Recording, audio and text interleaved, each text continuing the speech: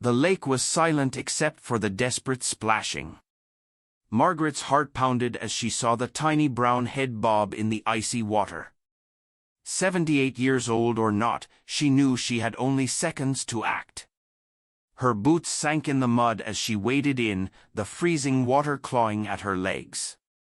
The cub's cries were weak now, and she didn't care how dangerous it might be, she was not going to let him sink.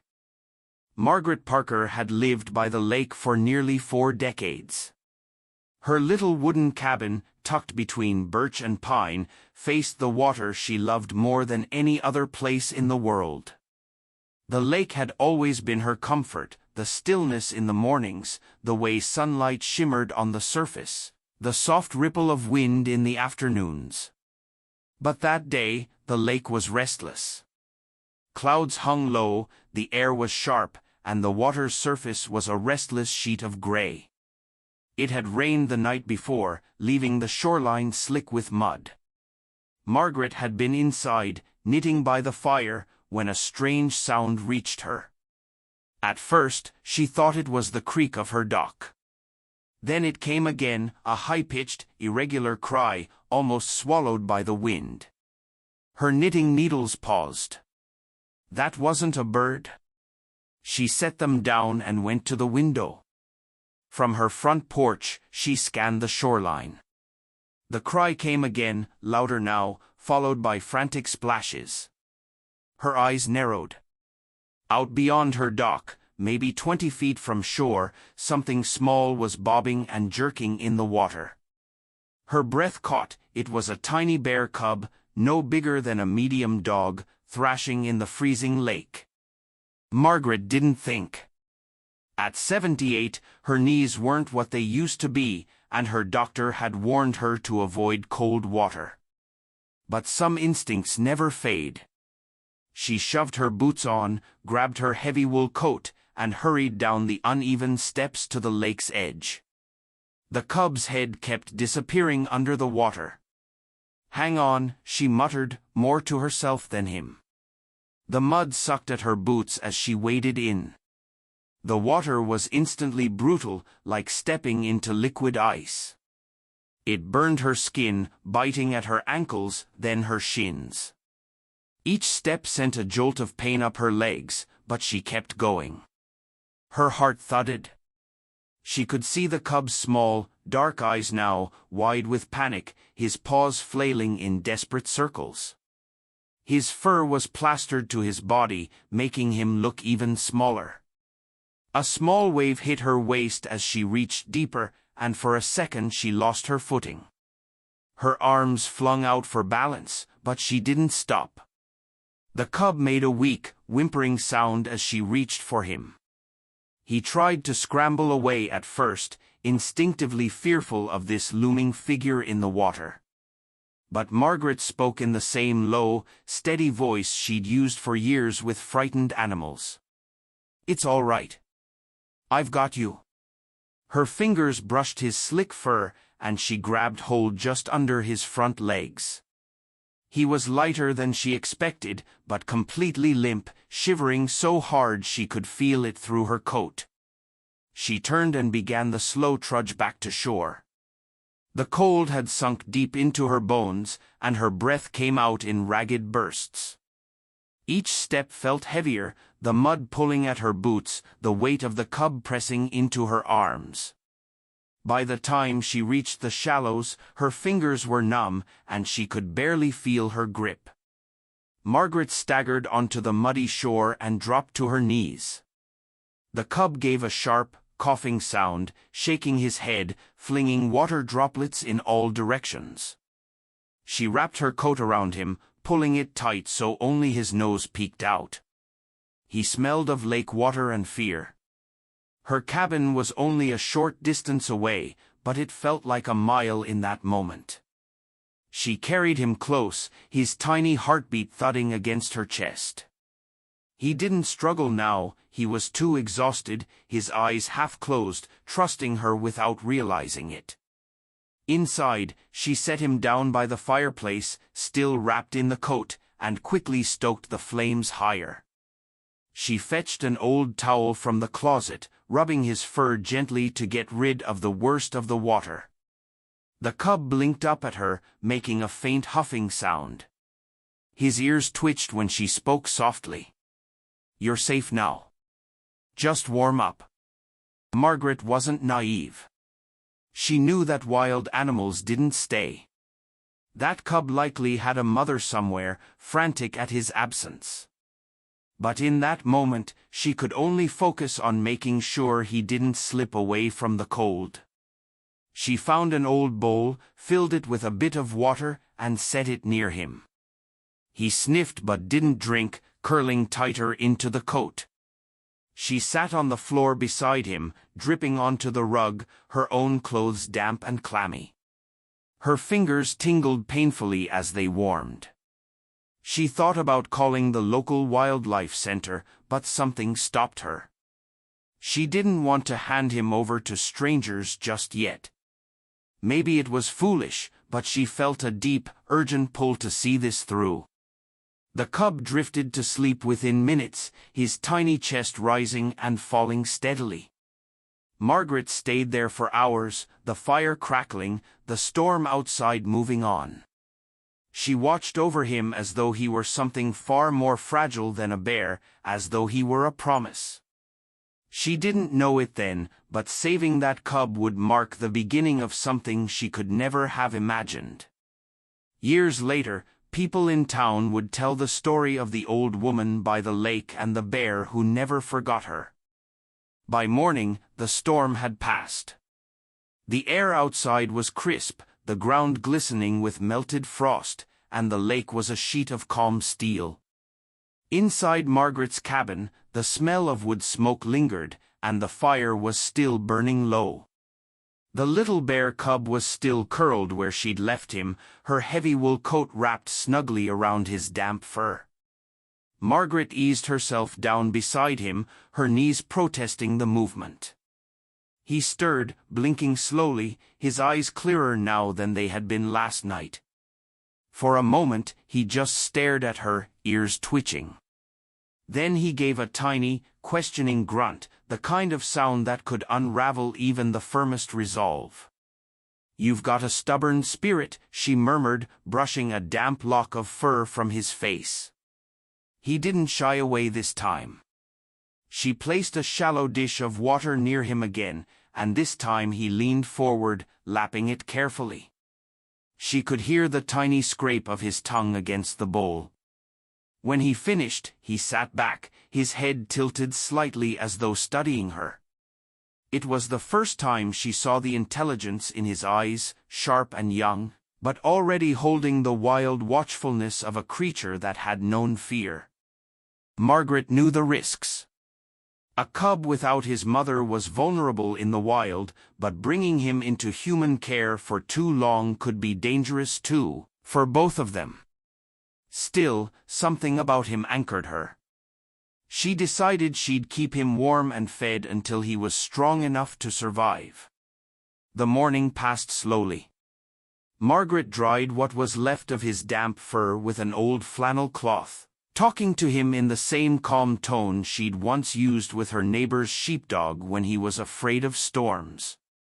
She boiled oatmeal on the stove, adding a splash of milk to cool it, then mashed a few overripe berries she'd kept in a jar.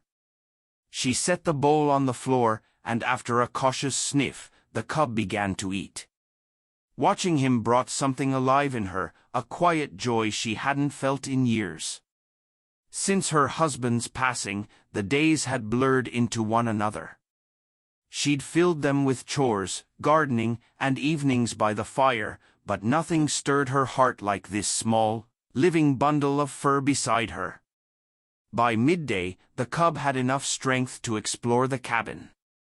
He waddled clumsily on his short legs, sniffing the rug, the table legs, the boots by the door. Once, he bumped his nose against the window glass and startled himself, jumping back so quickly he nearly tipped over. Margaret chuckled, a warm, unguarded sound she hadn't made in a long time. Still, she kept an ear tuned to the woods. A mother bear might still be searching, and if so, Margaret knew she'd have to let the cub go. The thought tightened her chest, but she didn't let it stop her from giving him comfort now. That evening, she stepped outside to gather firewood, the cub watching from the doorway. The air was crisp, scented with pine and damp earth. From the far shore, the faint call of a loon echoed across the water. It had been a long time since she'd felt this alert, this aware of every sound. As she knelt to pick up kindling, the cub padded a few steps outside. Margaret turned sharply, worried he might bolt into the woods. But he stopped beside her, sitting on his haunches, watching the lake. His fur, still a little patchy from the soaking, caught the fading light. He looked so small against the expanse of water. That night, as the fire crackled, the cub settled beside her armchair, his little body pressed against her slippered feet. The rhythmic rise and fall of his breathing soothed her. She reached down, resting her hand on his back. "You'll have to go back one day," she whispered. "But for now, we've got each other." Over the next 2 days, he grew stronger. His appetite improved, his steps steadier. He began to follow her around the cabin, from the kitchen to the woodpile outside. When she worked in the small vegetable garden out back, he would sit at the edge, tilting his head as though trying to understand why she kept digging in the soil. On the 4th day, the sound came, low, deep, and distant. Margaret froze, a bundle of kindling still in her arms. From somewhere in the woods beyond the lake came the unmistakable call of a bear. It was long and mournful, a sound that seemed to vibrate in her chest. The cub's ears pricked, and he looked toward the trees. Margaret felt the weight of the moment. She knew what it meant. His mother was near. That night, she left the cabin door open. She placed the cub's coat-wrapped bedding on the porch, where the moonlight spilled silver across the boards. He paced for a while, back and forth between her chair and the open door. Several times, he stepped outside, nose in the air, before returning to her side. Near dawn, when the mist lay heavy on the lake, Margaret awoke to find the space beside her chair empty. The porch creaked faintly, and through the doorway she saw him, a small silhouette against the gray. He turned once to look at her, his eyes catching the soft light, and then he padded off into the trees without a sound. Margaret sat in the quiet long after he was gone. The fire burned low, the kettle hissed softly on the stove. Outside, the lake lay still. She wrapped her shawl tighter, telling herself that this was how it was supposed to be. But deep down, she wondered if she'd ever see him again. She didn't know then that this was only the first chapter, that years later, a fully grown bear would stand at that same porch, his dark eyes remembering. The years moved quietly for Margaret after that spring. Life at the cabin returned to its familiar rhythm, tending her garden, mending old clothes, keeping the woodpile stocked for winter. Sometimes, when the wind was still, she would stand at the shoreline and let her eyes wander across the lake, remembering the feel of that shivering cub in her arms. She told herself he had gone on to live as he was meant to, wild, free, far from human interference. Yet, there were nights when she'd hear a rustle in the trees and pause, heart quickening, as though expecting to see him step out of the shadows. Those moments always ended in stillness. The forest gave nothing back. By the time 3 years had passed, Margaret had convinced herself she would never see him again. She was 81 now, her hair a pure silver that gleamed in the morning sun. She moved slower, took more breaks while chopping vegetables, and needed to grip the railing when stepping down to the dock. Still, she was strong enough for the life she'd built, a life she intended to live until the end. It was late one September afternoon when it happened. The air was crisp, the first hints of autumn fire touching the leaves. Margaret was stacking the last of her split logs in the shed when she heard a sound, a deep, low rumble that didn't belong to any wind or bird. She froze, hand resting on the top of the woodpile. It came again. A heavy, deliberate breath. Slowly, she turned toward the tree line beyond her garden. The shadows were thick there, the pines tall and close. At first, she thought it was her mind playing tricks. Then the shape moved, a massive, dark figure stepping out from the green. Her first thought was that it was a stranger bear, one she'd never seen before. But as the creature came closer, sunlight touched his fur, and she saw the small scar above his left eye, a faint, pale mark, no bigger than a thumbprint. Her breath caught. She remembered that scar. She'd noticed it when she was drying his fur years ago, a tiny injury from some misadventure before she'd found him. It was him. He was enormous now, his head level with her chest even while on all fours. His coat was deep brown, almost black in the shade, and thick from the approaching winter. But his eyes, they were the same. Dark, intelligent, steady, and fixed entirely on her. Margaret didn't move. She knew wild animals could be unpredictable, especially ones that had grown large and strong. But there was no aggression in his posture. He stood still, his massive shoulders rising and falling slowly with each breath. "You remember me," she whispered, more to herself than to him.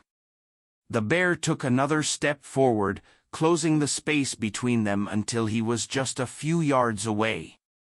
He stopped there, watching her with an almost human calm. Margaret's heart was pounding, but her fear was muted by something else, wonder, and a strange sense of recognition that made the world around them feel suspended. For a long moment, they just looked at each other. The wind shifted, carrying the scent of pine and damp earth. Somewhere far away, a woodpecker tapped at a tree. Margaret slowly raised her hand, palm outward, the way she had the day she'd reached for him in the lake. The bear's ears twitched. He didn't move closer, but he didn't move away either. His head tilted slightly, and he gave a low huff, not a growl, but something softer. She smiled, her lips trembling. "I thought you'd forgotten me." They stood there until the shadows lengthened and the sun dipped lower behind the trees. Then, as quietly as he had come, the bear turned. He walked back toward the forest, his massive frame moving with a steady grace. At the edge of the trees, he paused once more to look back. Margaret's chest ached. She gave him a small nod, and then he was gone, swallowed by the green.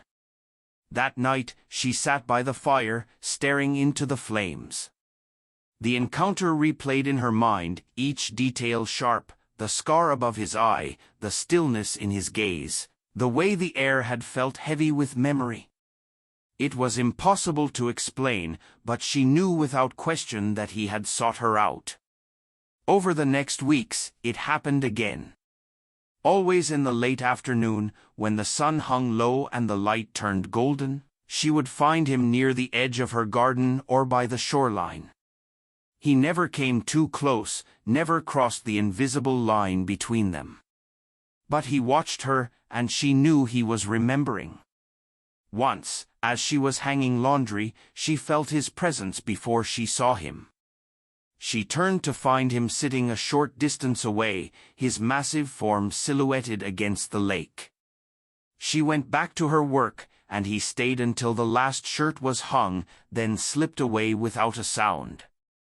Margaret never fed him, never tried to coax him nearer. She respected the space between them, the boundary that allowed him to remain what he was meant to be. But in those brief moments they shared, she felt something that words couldn't quite hold. It wasn't ownership, or even friendship in the way humans think of it. It was something deeper, a recognition that their lives had once crossed in a way that had mattered. And now, years after she'd pulled him from the freezing lake, the bear had found her again. After that September afternoon, Margaret began to notice patterns. The bear didn't come every day, but when he did, it was almost always at the same time, late in the day, when the shadows stretched long and the lake turned to liquid gold. She started to look for him without meaning to, glancing toward the tree line while tending her garden or stacking firewood. Autumn deepened. The leaves along the lake's edge turned brilliant shades of crimson and gold, the air sharpening with each passing week. The bear's visits grew less frequent, but when they happened, he stayed longer. Sometimes she would find him sitting just beyond her garden fence, watching her with that steady, unhurried gaze. Margaret never crossed the space between them. She understood instinctively that it was his choice to be there, and that trying to draw him closer could break the fragile trust they had. Instead, she carried on with her tasks, pulling carrots from the soil, hanging onions in the shed, splitting logs, all the while acutely aware of his presence. One late afternoon in October, as she was gathering the last of her squash, a sudden gust of wind rattled the dry cornstalks by the garden edge. The bear rose to his feet, ears pricked, his head turning sharply toward the sound. Margaret froze, following his gaze. Out near the far edge of her property, where the birches grew thick, a coyote was moving cautiously along the tree line. The bear didn't hesitate. He moved toward the noise in a slow, deliberate stride, his sheer size enough to send the coyote bolting into the woods. Margaret stood still, the weight of the moment settling over her. He hadn't done it for food, there was no meal to be had. He had done it because he had been watching her, and something in that movement by the corn had drawn his attention. When he turned back toward her, there was no display of dominance, no sound, just that same quiet observation. She gave him the smallest of nods. He lowered himself back to the ground, sitting like he had before, as if nothing had happened. But Margaret knew it was different now. He wasn't just visiting, he was keeping an eye on her. As winter approached, the visit stopped. The first heavy snowfall came in mid-November, and the bear disappeared into the deep quiet of hibernation. Margaret missed the sight of him more than she expected. She found herself glancing toward the tree line even when she knew it was too soon for him to return. The months were long and cold. Snow piled high against the cabin walls, and the lake froze solid, a white sheet under the pale winter sun. Margaret passed the time with small projects, mending blankets, oiling the hinges on the old shed door, baking bread in the cast-iron oven. Still, there was a space in her days where his presence had been. When the ice began to crack and the first snowmelt trickled toward the lake, she found herself standing at the porch rail each evening, scanning the edge of the woods. On the first warm day of April, she saw him. He emerged slowly, his winter coat thick and darker than before, his steps unhurried. He stopped a few yards from the garden, as if no time at all had passed. Margaret felt a small, unexpected smile spread across her face. From then on, his visits became part of the season's rhythm. In spring, he watched her plant the first seeds. In summer, he would appear in the cooler hours, when the air softened. Sometimes, he lingered by the water's edge while she sat on the dock, the two of them separated by distance but joined by a strange, quiet companionship. It was in late July, during one of the warmest weeks of the year, that he showed her something she would never forget. Margaret had been out by the old apple tree near the edge of her property, picking the early fruit before the deer could get to it. She heard the rustle before she saw him. He came into view from between the pines, something dangling from his mouth. At first, she thought it was a branch, but as he drew closer, she saw it was a battered old wool scarf, her scarf, one she had lost the previous winter when a sudden windstorm had torn it from her clothesline. He padded to a stop several yards away and dropped it gently to the ground. Margaret stared at it, then at him. The scarf was ragged, damp from his mouth, but it was unmistakably hers. "You found this?" she asked softly, her voice trembling with both wonder and disbelief. The bear didn't move toward her, but he didn't leave either. He just stood there, watching her reaction, his head tilting slightly in a way that felt almost like a question. Margaret stepped forward, slow and deliberate, closing the distance between them until she was near enough to pick up the scarf. When she straightened, she met his gaze. For a moment, the years between that icy rescue and this summer day collapsed into nothing. She saw not the massive animal before her, but the tiny, shivering cub she had pulled from the lake, the one who had looked at her with those same dark eyes. She held the scarf to her chest. "Thank you," she whispered. The bear huffed softly, turned, and ambled back toward the trees. Margaret watched until he disappeared, her hands still pressed over her heart. She didn't need to understand why he had brought it. Some things didn't require explanations. That night, as she hung the scarf by the fire to dry, Margaret felt a deep, steady warmth that had nothing to do with the flames. She knew then that their bond, whatever it was, however it had formed, was not a fleeting thing. It had lasted through seasons, through years, through silence. And she believed, with quiet certainty, that it would last for the rest of her days. By late August, the days had grown heavy with heat. The lake shimmered under the sun, dragonflies hovered over the reeds, and the air carried the scent of warm pine and damp earth. Margaret moved slower in the summer, her wide-brimmed straw hat shielding her from the worst of the midday glare. The bear had been coming by more often, sometimes even in the mornings.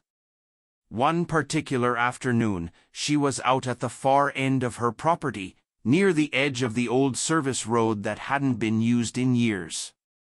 She was gathering wildflowers, a habit she'd picked up in her youth, with a small woven basket hooked over her arm.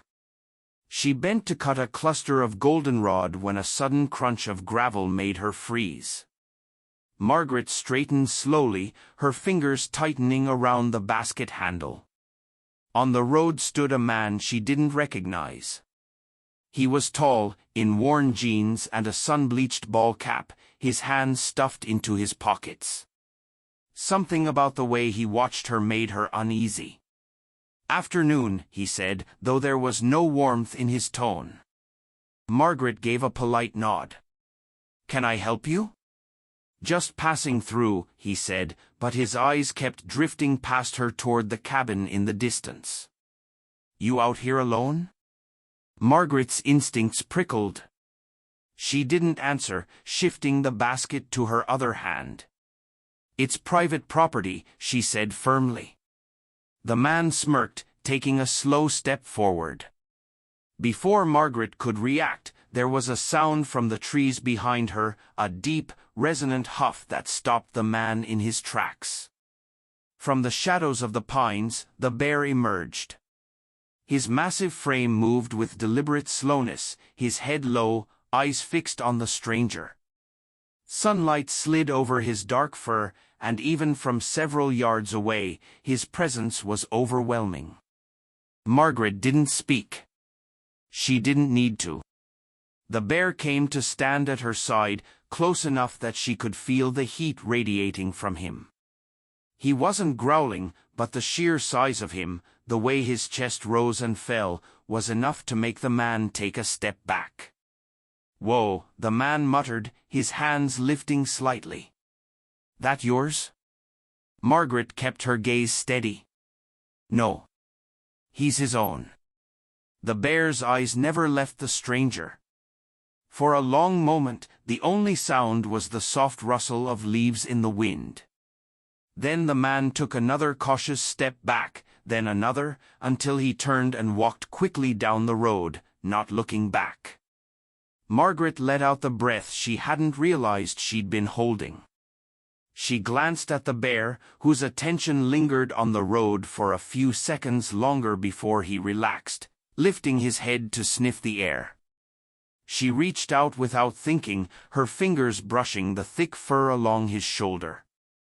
"Thank you," she said softly. The bear huffed again, a sound she was beginning to think of as his quiet acknowledgement, and then turned toward the woods. She watched him go, her heart still beating hard against her ribs. When she returned to the cabin, the basket of flowers felt lighter than it had when she'd first picked them. She arranged them in a tall glass jar, setting them on the table where the afternoon sun would catch their colors. As she worked, she replayed the moment in her mind, the way he had stepped from the trees without hesitation, the way he had placed himself between her and the stranger. It wasn't just memory that brought him back. It wasn't just curiosity. She felt it now in her bones. There was a thread between them, something unseen but strong, woven on that day years ago when she had pulled him from the freezing water. Over the next week, she noticed small signs that he was staying closer than usual. She would see him at the edge of the property at dawn, or find fresh paw prints in the soft earth near her dock. Once, when she was watering the garden, she caught sight of him lying in the shade of a pine tree, his eyes half closed as if resting. But the moment she moved toward the woods, his head lifted, alert. Margaret didn't talk to anyone in town about him. She knew they wouldn't understand. Some would say it was dangerous. Others would insist on calling wildlife authorities. But Margaret had lived long enough to know that not every bond could be explained, and not every connection needed to be interfered with. A few evenings later, as the sky blushed pink over the lake, she sat on her porch with a cup of tea. The bear appeared from the east this time, his massive shape framed by the sunset. He came closer than usual, close enough that she could see the texture of his fur, the faint flecks of lighter brown near his muzzle. He stopped at the edge of the porch steps, looking at her in that still, searching way. Margaret set her tea aside and leaned forward slightly. "You've been watching over me," she said quietly. For a moment they stayed like that, the distance between them narrowing not with steps, but with understanding. Then the bear turned, padding back toward the trees as the light faded into night. Margaret sat back, her chest full in a way that had nothing to do with the tea or the summer air. She knew then that whatever this was, this strange, unspoken guardianship, it wasn't going away. Not until one of them was gone. The days after the stranger's visit passed without incident, but Margaret noticed something she didn't like: the bear stopped appearing. At first, she told herself it was normal. He was a wild creature, he had his own rhythms, his own routes through the forest. But as the weeks stretched into more than a month without seeing him, an unease began to settle over her days. By mid-September, the first chill of autumn returned, curling around the cabin in the evenings. Margaret sat on the porch most afternoons, scanning the tree line without really meaning to. She would tell herself she was just enjoying the light on the lake, but every shift of shadow in the woods made her heart hitch. She thought of the years since she'd rescued him, how he had vanished into the wild before, but had always returned by spring. This time, something felt different.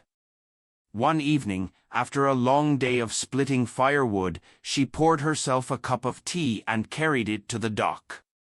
The sun was low, the water reflecting streaks of pink and orange.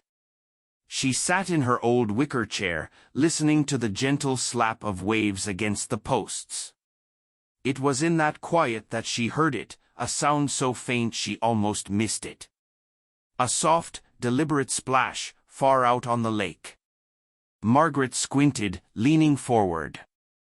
At first, she saw nothing but ripples spreading in widening circles. Then, slowly, a shape emerged from the water, large, dark, and moving steadily toward shore. Her breath caught. It was him. His fur was slick, glistening in the sunset, his massive head cutting clean lines through the water. She had never seen him swim before, and it struck her how powerful he looked, each stroke pulling him closer with slow certainty. Margaret stood, the boards of the dock creaking under her weight. When he reached the shallows, he paused, water streaming from his coat in rivulets. He shook himself, sending droplets flying, then stepped onto the dock as though he had done it 100 times before. There was something in his mouth.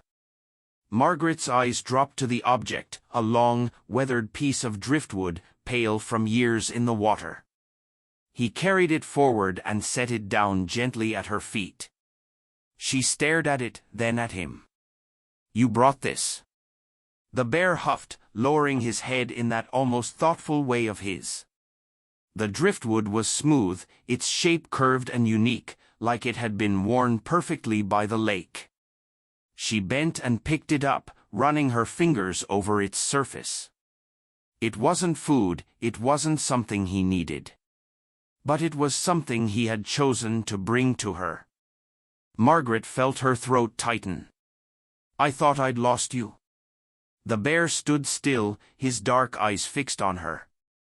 For a moment, the world seemed to shrink to just the two of them, the woman on the dock and the wild creature who had crossed the distance of years and instinct to stand beside her once more. She set the driftwood on the small table beside her chair and eased herself back into the seat. The bear lowered his massive body to the dock, lying in the fading sunlight with his head resting on his paws. His breathing slowed, the rise and fall of his shoulders steady. Margaret sat with him until the sun disappeared behind the trees, the lake turning to dark glass. She didn't speak again. She didn't need to.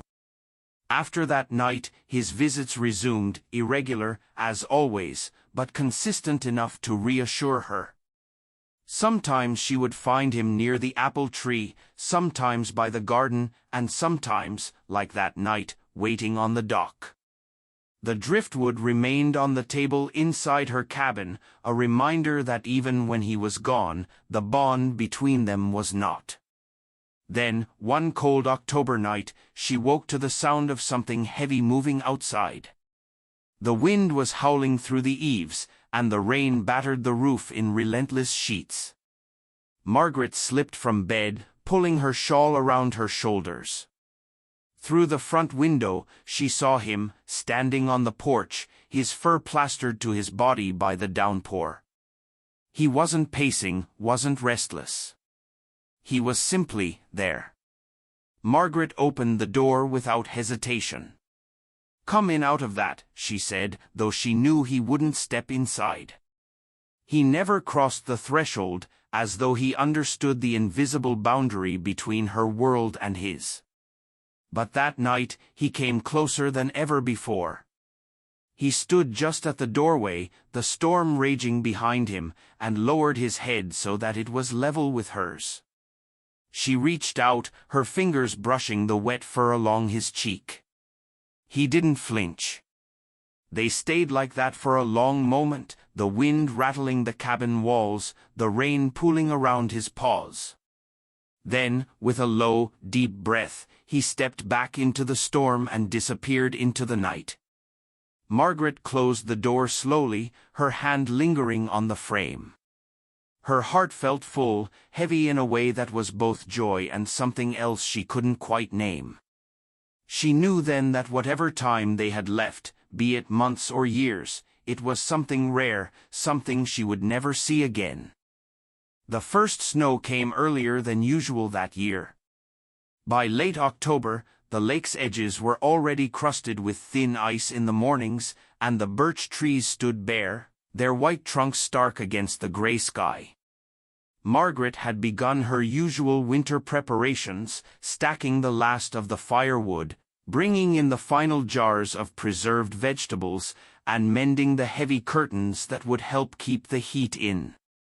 It was during one of these quiet days, as she was sealing the last jar of apple preserves, that she noticed the air shift. The light outside dimmed in an instant, as though a blanket had been thrown over the sun.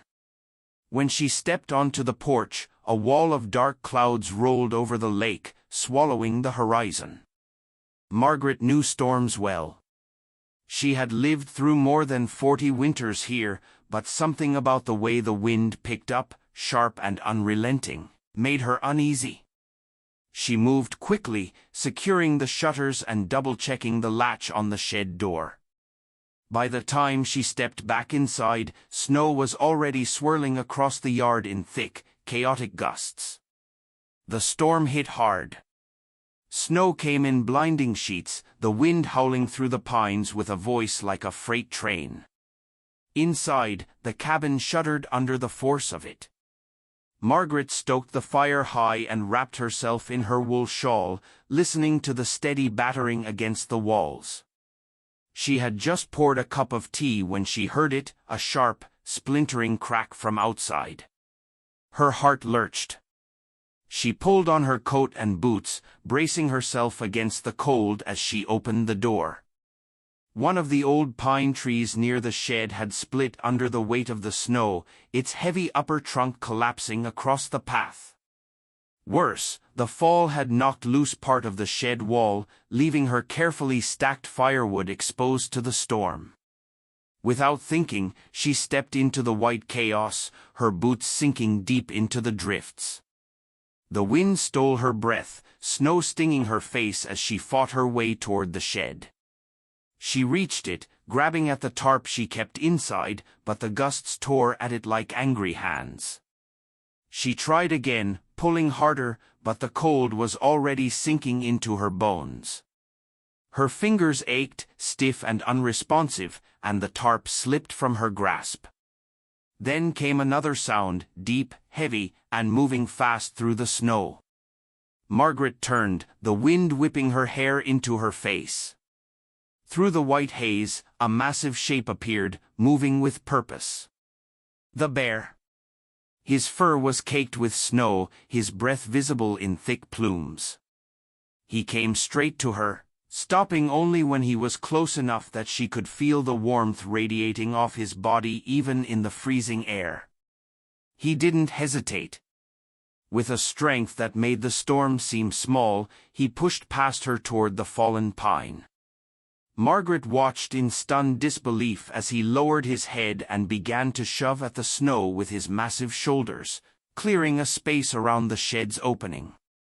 He moved with deliberate force, his sheer size creating a barrier against the worst of the wind. Somehow, with him there, she managed to get the tarp in place, securing it over the exposed wood pile. The bear stayed beside her the entire time, his body shielding her from the gusts. When she stumbled in the drifts, he turned his head toward her, his dark eyes sharp and focused, as if making sure she was still on her feet. By the time they finished, Margaret's legs were trembling from the effort. She leaned against the shed wall, catching her breath.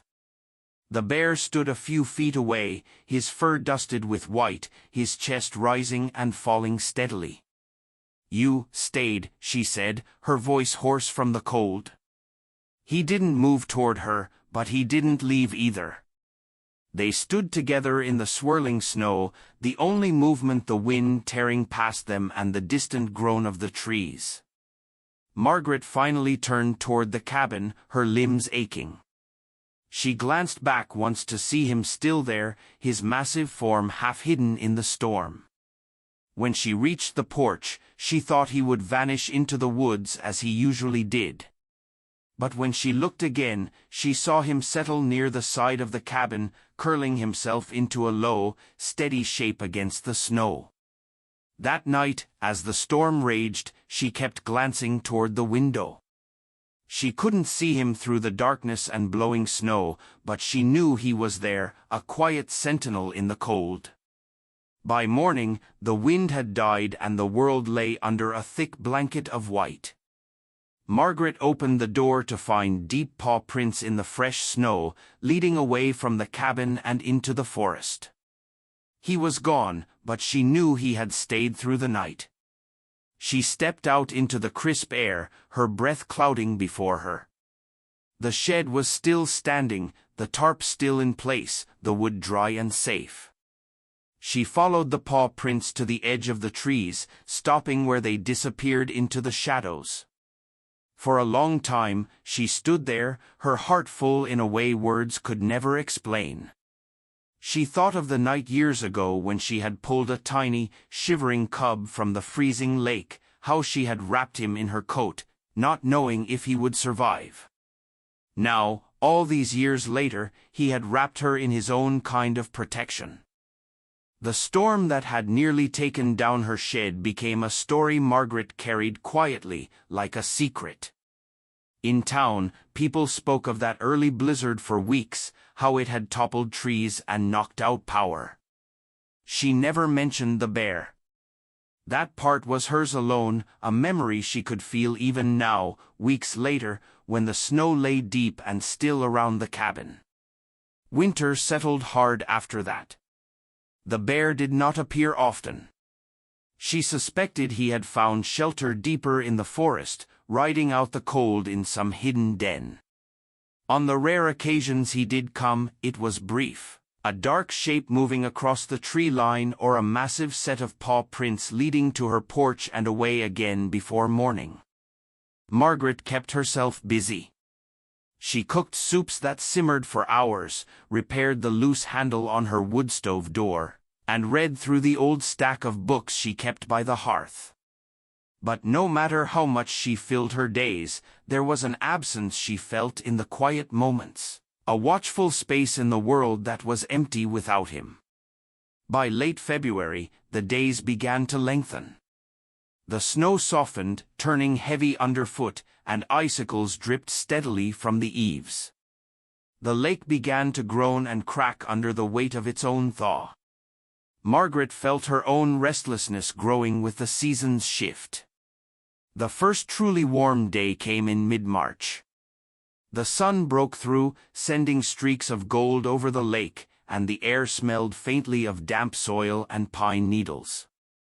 Margaret stepped onto the porch with a mug of tea and just stood there for a while, breathing it in. It was then she saw him. He was standing near the apple tree, his massive frame dusted with sunlight, his breath visible in faint clouds. For a moment, she simply looked at him, taking in the way the light caught on the faint scar above his left eye, the way his ears twitched as he caught her scent. She set her mug down and took a step forward. He didn't move away. Slowly, she crossed the yard until she was just a few yards from him. The ground was still soft in places, her boots sinking slightly, but she barely noticed. It was then she saw what was at his feet. A smaller shape, curled in the shadow of his front legs. It was a cub, not tiny like he had once been, but young enough that its fur was still slightly fuzzy, its movements unsteady. Its coat was lighter than his, a warm brown that caught the sun in copper glints. The cub blinked up at her, its dark eyes curious but unafraid. Margaret's breath caught. She looked from the cub to the bear, and something unspoken passed between them. He stepped slightly aside, just enough that she could see the little one more clearly. She didn't move closer, she knew better than to intrude, but she crouched where she was, lowering herself to the cub's level. "Well now," she murmured, her voice warm. "You've brought someone new." The cub made a soft, chuffing sound, glancing between her and the bigger bear as if seeking reassurance. The larger bear stood steady, his gaze fixed on her, his posture calm.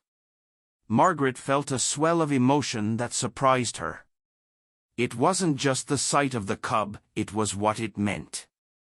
In some way she couldn't fully name, he was showing her a part of his life she had never seen. It was trust, deep and deliberate. They stayed like that for several minutes, the spring air carrying the scent of wet earth and melting snow. The cub shifted once, stepping clumsily over a patch of slush before returning to the safety of the big bear's side.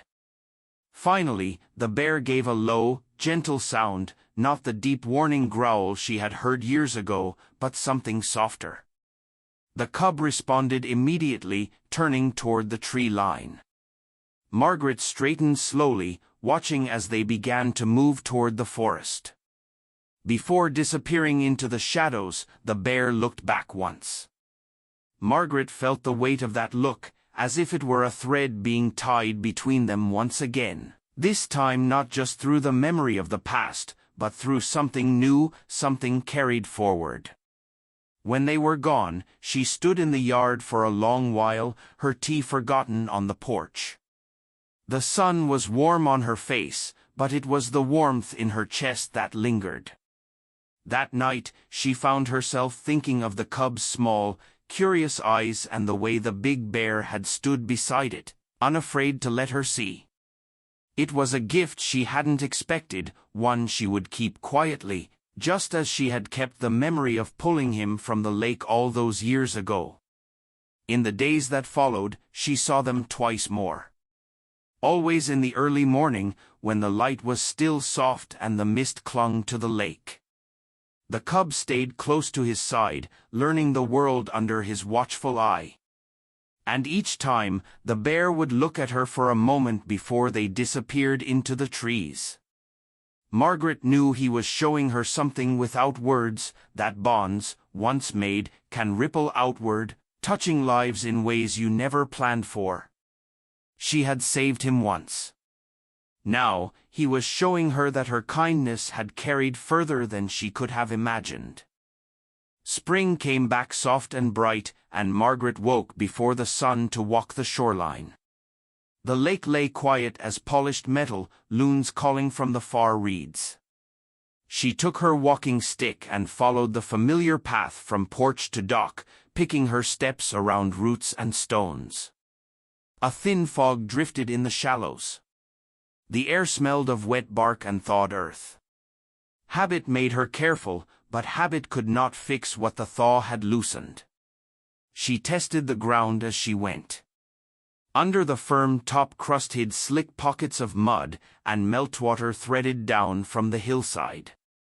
At the far end of her shore, a birch tree lay half submerged, its white bark stained dark. She had planned to cut it once the ground dried. She paused, judged the angle, and turned back toward the cabin. Her boot went out from under her. The stick skidded on a damp root. She pitched forward with a breathless sound she did not recognize as her own. The lake took her hard and cold. It was not winter ice, but it clamped her muscles and seized the air in her lungs. She grabbed at roots along the bank. Her right boot wedged under the fallen birch, twisting her leg until pain flashed to her hip. The stick floated beyond reach. She made herself stop thrashing. Panic would only steal strength. She breathed in short, deliberate sips and tried to pull free. The birch held. She pushed again, felt leather tear, and swallowed a cry. She was close enough to see frost on moss, but the angle trapped her. A ridiculous thought flickered, the tiny bear she had once dragged from this same water. A shadow moved on the bank. He stepped from the trees with the calm certainty of something inevitable, the bear, head low, ears forward, the faint scar above his left eye pale against his dark spring coat. She would have laughed if her teeth weren't chattering. "It's all right," she managed. "I'm stuck." He huffed once, a cloud in the cold air, and came down onto the wet stones without hesitation. The water rose to his chest, darkening his fur.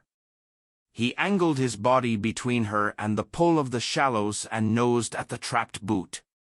The pressure was gentle and steady. Margaret braced her hands against his shoulder, coarse soaked fur under her palms, and pushed as he pressed. The boot shifted. She drew a breath, counted, and tried again. The leather tore fully, freeing her foot, and the sudden motion pitched her off balance. She would have gone under if he had not taken her weight. She found herself draped across his back, arms around the thick base of his neck, face pressed to wet fur that smelled of cold water and pine. "Easy," she said, to him, to herself. He took a slow step toward the bank, then another, testing the bottom before committing his weight. She matched him, moving in small measures, keeping her grip but trying not to pull. The water dragged at her legs, a deep, shuddering ache, but his bulk steadied her. They reached the stones of the shoreline. He climbed first, turned, and planted himself so she could use him as a brace. She crawled onto moss and rolled to her back, blinking at a blank, bright sky. Water ran off him in thin ropes. He lowered his head, breath warming her cheek. She lifted a hand and set it against his face, in front of his ear, the same place she had touched on a storming night years ago. His eyes closed for one beat, then opened, steady as ever. "I'm going," she whispered. "I'm going." She sat up, tested her weight, and found the leg would hold. The boot was split along the side, the sock a sodden knot. She wrung it out, jammed it back on, and used his shoulder to stand. He did not flinch. Together they moved along the bank, step by careful step, an odd old duet. At the porch her teeth rattled so hard her jaw ached. Warm air slid over her face when the door swung inward. She turned back. He stood below the first step, chest rising and falling in that familiar even rhythm, water still streaming from his coat. "Stay," she said, not as a command so much as a wish. He had never crossed the threshold and did not now. He stood while she shed the soaked coat and found a blanket. Through the open door she watched him check the trees, then the lake, then her, as if taking inventory of the morning. The fog thinned. A loon called once and went quiet. She fed the fire until it spat and held. The blanket threw back the chill in her bones. She stepped onto the porch again, slow and deliberate. The air was knife-cold but clean. She touched the railing and met his gaze. "Do you remember," she asked, "how cold it was the day I carried you in?" He huffed, low and soft, and dipped his head. It was not speech, but it felt like an answer. She smiled despite the ache blooming along her calf. "Then we're even," she said. He stayed a few heartbeats longer, then turned toward the trees with the unhurried certainty she had come to trust. She watched him vanish into thinning fog. Inside, the kettle began to murmur. The fire settled into a steady glow. She held her hands to the heat and listened to the lake breathe against the shore, thinking of circles that close without spectacle, of debts paid not with coin but with presence, and of how rescue, given once, returns in its own time as quietly as morning light. Later, she set the torn boot beside the pale driftwood on her table, a small altar to survival, and laughed at herself, quietly grateful, humbled, and certain the lake had kept their promise. Spring rolled into early summer with a quiet kind of beauty. The apple tree by the lake bloomed in pale pink clouds, the scent drifting on the wind. The garden woke in green stages, first the hardy lettuce, then the beans, then the tomato plants stretching under the lengthening days.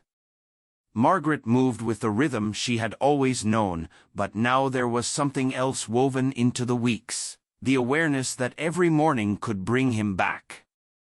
Since the day at the lake when he had pulled her from the water, she had seen him twice. Both times he had appeared without ceremony, stepping from the tree line with the same steady gait as always. He never lingered long, but when his dark eyes found hers, there was a depth there that felt like more than instinct. One morning in late June, Margaret rose before dawn. The air was soft and warm, carrying the promise of another bright day. She poured herself a cup of coffee and stepped onto the porch, her bare feet finding the cool wood planks. Mist lay low over the lake, curling around the dock in pale ribbons. That was when she saw him. He was standing at the edge of the apple tree, the low light catching on his coat so it looked burnished and deep. Beside him, almost hidden in the grass, was the young cub she had first seen in March. The cub was taller now, moving with more certainty, but still stayed close to his side. Margaret felt something in her chest tighten. She didn't move toward them.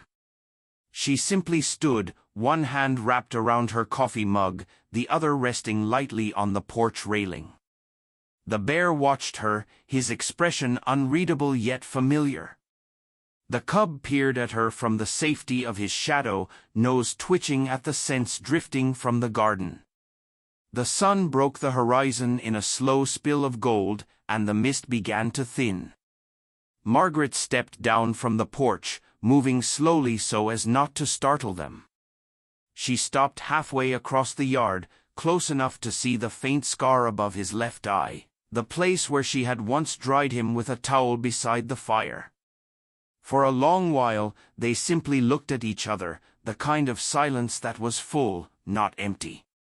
Margaret had learned that these moments didn't need words, didn't need reaching hands or closing distance. They were complete as they were. The cub took a few tentative steps toward her before stopping, glancing back at the bigger bear as if asking permission.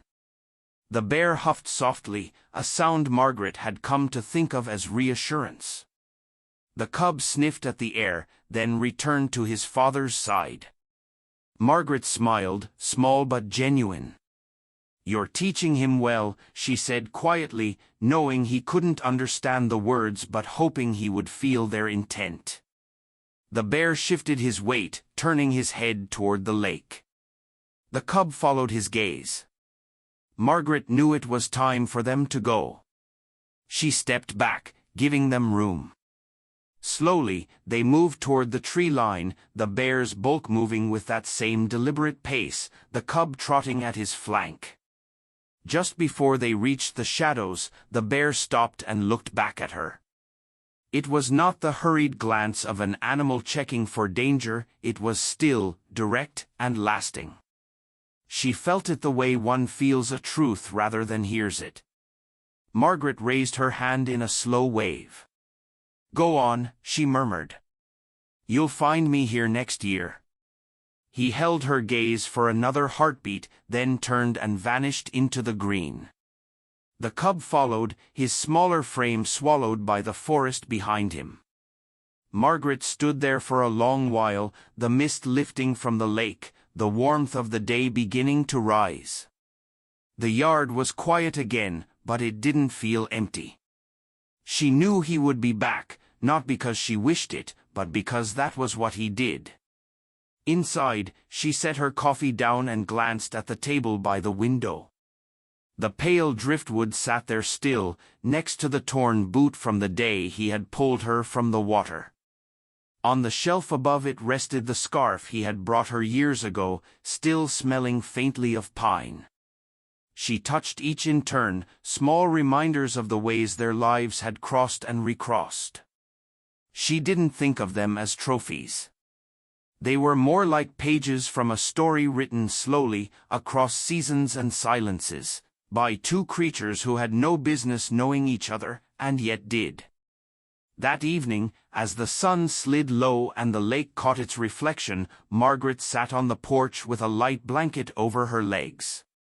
She listened to the loons calling in the distance, the gentle lap of water against the shore. Somewhere in the woods beyond her garden, a branch snapped, then another. She smiled without turning her head. She didn't need to see him to know he was there.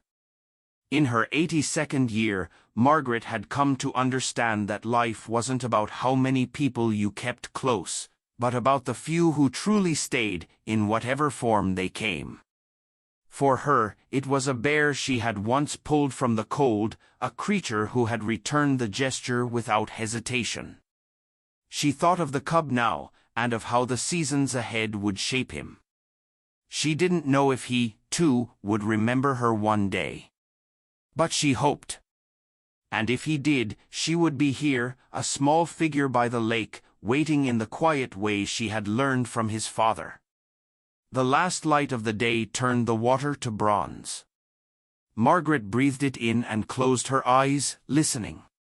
The lake was calm, the air warm, and somewhere just beyond sight, she knew, a shadow moved through the trees, steady and certain as the turning of the year.